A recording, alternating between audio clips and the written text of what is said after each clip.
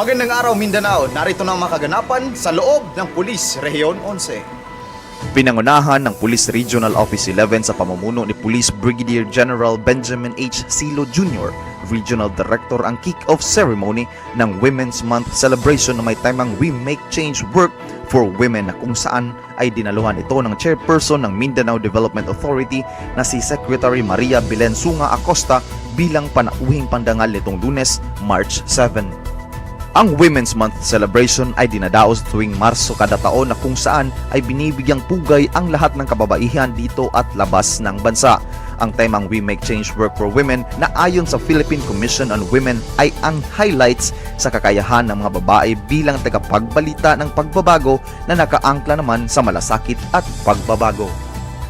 Naging tradisyon na ng Pulis Rehiyon Onse ang pagdiriwang ng Women's Month celebration kada taon bilang pagpupugay sa kababaihan ng pambansang pulisyan ng Pilipinas, ang tanging organisasyon na nagpapahintulot sa kababaihan na mamuno at magkaroon ng pantay na responsibilidad sa mga kalalakihan bilang kanilang counterparts.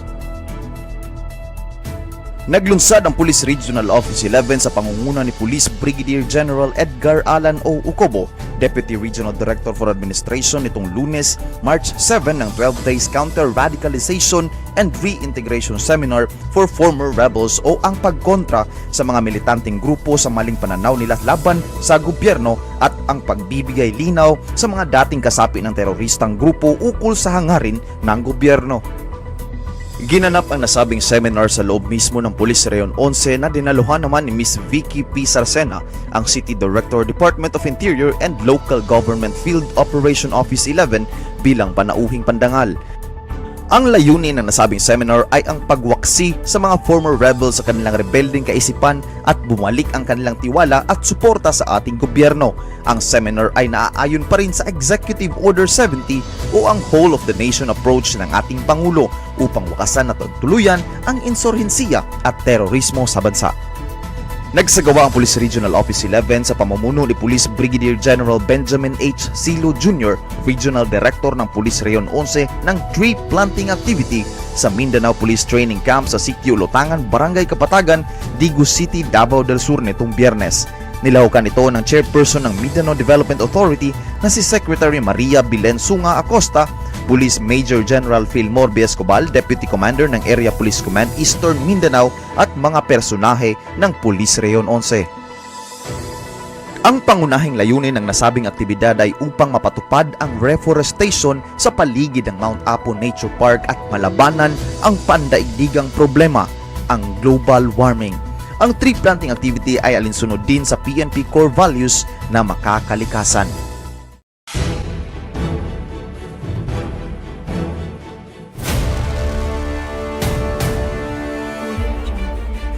Davao de Oro Police Provincial Office, under the leadership of the hard-working Police Colonel Leonard L. Luna, presents its weekly accomplishment updates covering the period of March 5 to 11, 2022.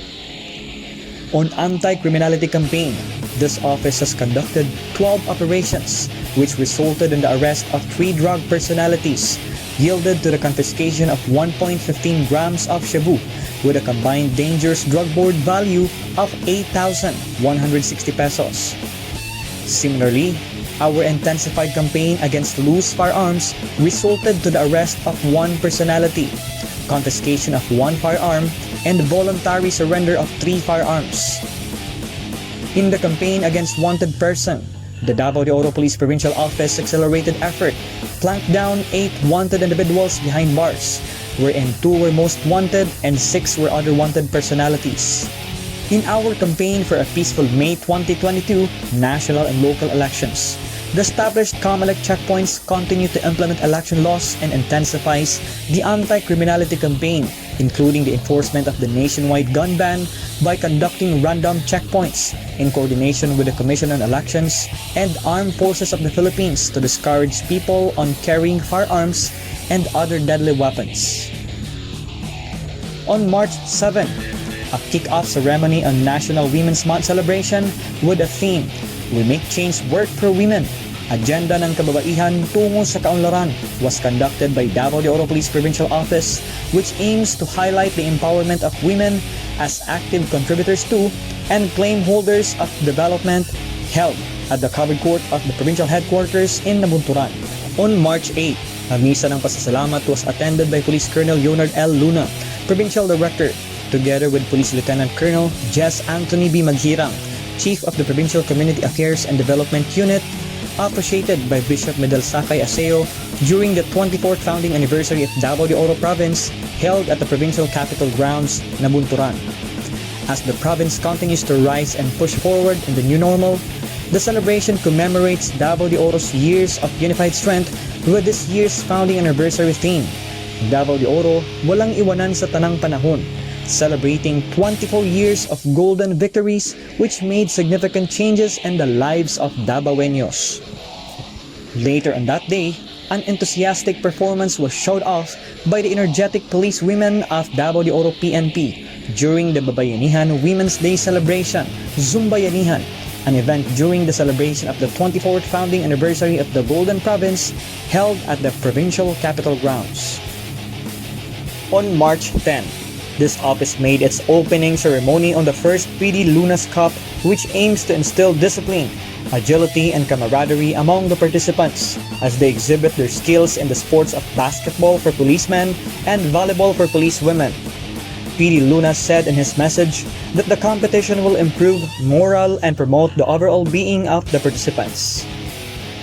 On the revitalized Police Barangay updates, Cluster 15 turned over 1,000 seedlings composed of Nara and Mahogany plantlets to Panangan Rural Association for Farmers, duly received by Mr. John D. Dafon, the Association President of Barangay Panangan, Mako. Cluster 24 provided immediate response during calamities in the rescue and evacuation operation of flood-affected residents at Barangay Magsaysay, Nabunturan. Cluster 3 provided free haircut to indigenous children of Sitio Puting Bato, which aims to promote the importance of proper hygiene and grooming among the IPs in Barangay Ngan, Compostela.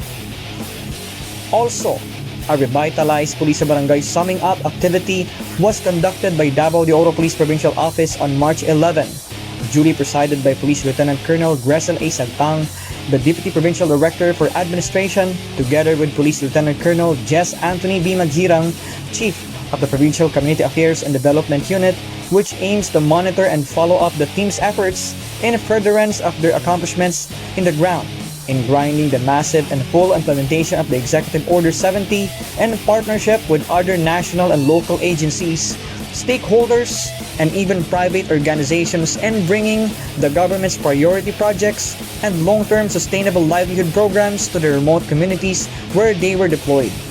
Good day, Davao Region. This is the latest updates from Davao Norte Police Provincial Office. For the headlines, candidates pledged for a peaceful election in Davao del Norte. Police Davnor received multiple complaints on alleged carnapping and large-scale estafa. Suspected members of CPP and PNDF arrested in Tagum City. For the details, all provincial candidates were gathered at the Provincial Gymnasium last March 8, 2022 for the conduct of candidates briefing and peace covenant signing among candidates and different government agencies was direct participation in the upcoming national and local elections. The activity was initiated by the COMELEC in partnership with Davao Norte Police Provincial Office and Philippine Army to ensure a safe, free, and credible national and local election. A candidate's briefing was given by Attorney Emily D. Kamag-Anakan, the COMELEC Provincial Election Supervisor of Davao del Norte, after which an ecumenical prayer followed wherein religious leaders from Catholic, Muslims, and other Christian denominations offered prayers and petitions for a successful national and local elections. Then all candidates made their pledge of integrity and signing of this covenant. Police Colonel Antonio D. Alberio Jr.,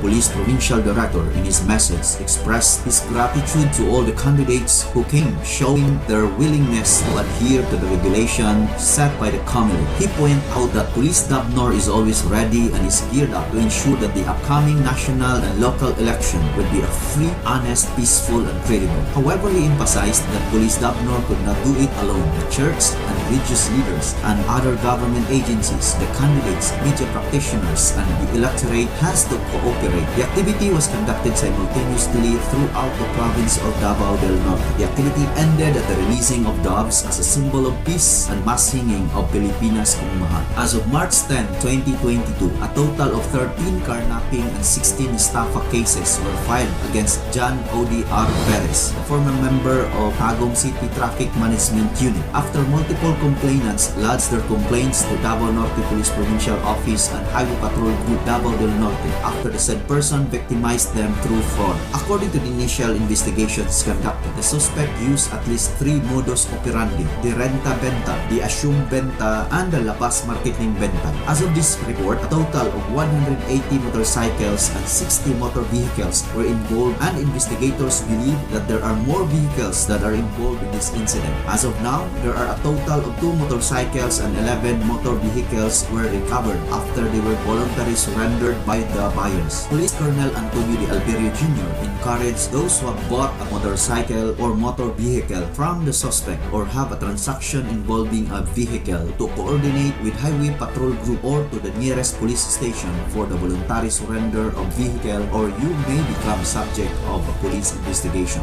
Adjoint personnel of Tagum City Police Station Criminal Investigation and Detection Group 11, Philippine Army 10 of 1st Infantry Brigade, and other law enforcement units successfully arrested the personalities at Porok San Roque, Barangay La Filipina, Tagum City last March 9, 2022 at 9:30 in the morning. The arrested personalities are Victor Pagas Rolyon alias Go or Kong, 59 years old, head of Ordnance Unit of the Southern Mindanao Regional Command of the CPP, NPA, NDF for the crime of murder. The criminal case number 20502 issued by Honorable Judge Virginia D. Tejano Ang of RTC Branch 1, and Christine Joy Adorsa Dula, 25 years old, and a resident of Sitio Veterans Barangay Bagong Silang, Quezon City for the crime of rebellion, with criminal case number 11372010 issued by Honorable Judge Celestial Verde Aranda Gonzales of RTC Branch 1, Tagum City. During the implementation of warrant of arrest, one Charjeline Munta Casquejo, female, 40 years old, married, alleged medic of Southern Mindanao Regional Command of the CPP, NPA, NDF, and a resident of Union, Moncayo, Davao de Oro, was also arrested for the violation of Republic Act 10591, wherein recovered from her possession is 1 unit called Armalite rifle without serial number with magazine loaded with 9 pieces of live ammunition.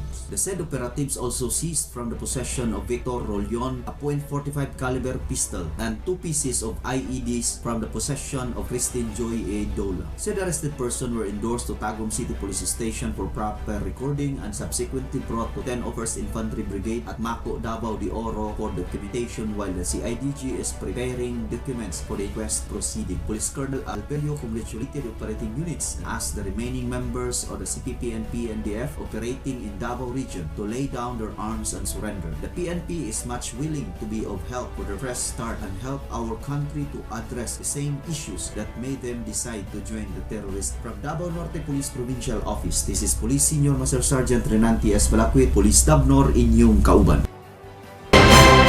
Mayong adlaw Davao del Sur, mayong adlaw Rehiyon Onse. Aniya na ang weekly accomplishment sa Davao Sur Police Provincial Office. Ang Davao Sur Police Provincial Office miduyog sa simultaneous kick-off ceremony sa National Women's Month celebration nga gipahigayon niadtong Marso 7 tuig 2022 nga adunay temang We Make Change, Work for Women, adyenda ng kababaihan tungo sa kaunlaran. Nakikiusa-usab ang mga kababaihan ng probinsya sa maong selebrasyon pinagi sa pag-apil sa bike fun ride nga gitawag nga Sikat Kababaihan na para sa Kalambuan.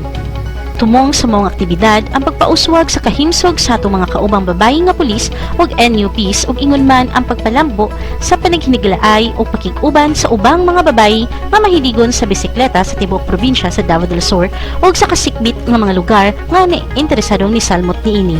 Sa wala pa magsugod ang maong kalihukan, ipahigayon una ang usa ka warm-up exercise diin unang nagpasingot ang mga partisipante. Bisan pa man sa maulan nga kabuntagon, nalampuson gihapon nga nahimo ang maong aktibidad. Nagpahigayon og groundbreaking ceremony sa proyektong patubig alang sa Barangay Sibayan na lungsod sa Bansalan, Davao del Sur, og ang malampusong kasalan sa Barangay Darapuay. ug ang pagdunol sa balor 200,000 ka pesos ngadto sa grupo sa mag-uuma kung Darapoy Association ni Kiusang Mag-uuma 2021. Pagabot na ako ganina, murag ang inyong panglantaw, nindot kayo. Siguro ang inyong pagmata, nindot kayo tungod kay ang ato ang province naghatag kaninyo o nasuporta pinagi sa puhunan na 200,000 para sa inyong negosyo. Minduyog usab sa tree planting activity sa Mindanao Training Camp, Sitio Lutangan, Barangay Kapatagan, Digo City, Davao del Sur. Ang mga personahe sa Davao Sur PPO kundiin ipasiugdahan uban sa guest of honor speaker sa persona ni Maria Belensonga Acosta, ang chairperson sa Mindanao Development Authority. Ang programa nagsugod sa usa ka arrival honor sa atong bag-ong nabutang nga Regional Director sa Police Regional Office 11, Police Brigadier General Benjamin H. Silo Jr.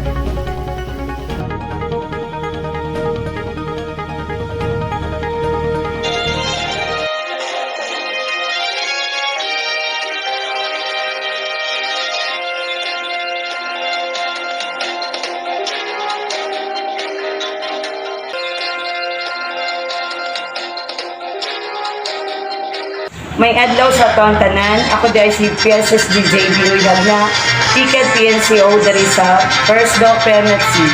Ako ipasadya sa inyo o ipabalo sa inyo ang among mga aktibidades na gipambuhat alang sa pagsaulog sa atong bulan sa kababayan. Sunod mao ang pagkandap namo og advocacy. Kung asa ang atong mga kaigsuunang mananagat, amo ang gihatagan og gamayng pahalipay. Ibuhat mao ang pagpasidungog sa atong mga kaigsuunan nga naay mga kapansanan.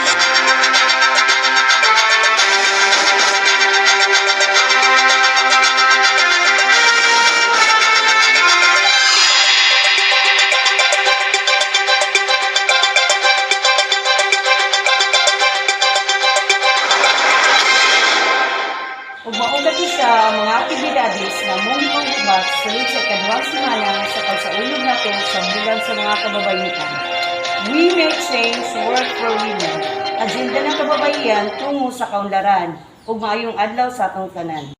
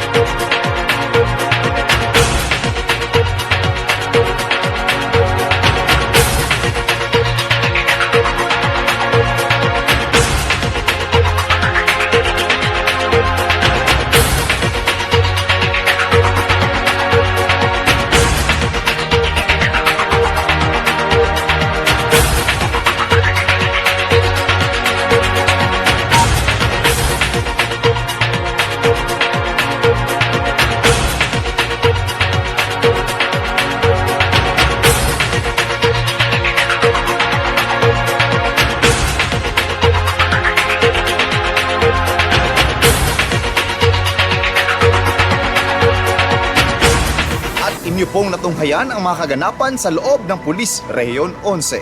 Sa muli, ako po si Patrolman Ulysses Kim Dualin, ang inyong tagapagbalita.